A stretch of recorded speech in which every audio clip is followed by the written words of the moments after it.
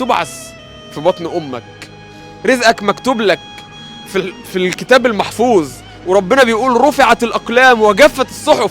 يعني مش هيتغير، مش بمزاجك انت هتغيره. ما تفكرش انك لما تاخد رزقك بالحرام يبقى انت كده رزقك هينقص او هيزيد. انت بس اللي اخترته انه يبقى بالحرام، لو كنت صبرت عليه شويه كان هيجيلك بالحلال.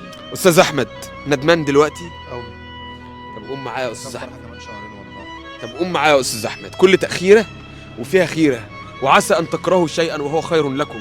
صدقني ربنا عز وجل بيقول ومن يتق الله يجعل له مخرجا ويرزقه من حيث لا يحتسب. لما تتقي الله وتخاف الله والله هيرزقك وهيعوضك. على فكرة أنا عارف الكلام ده كله، كنت بصلي.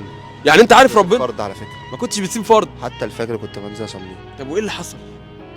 صحابي صباحوني، صحاب السوق بقى. لا حول ولا قوه. أنا بعد ما دخلت البرنامج ده أنا كل يوم بصحى أفكر فيه وأنام فيه. كنت فاكر ده اللي هيجوزني وده اللي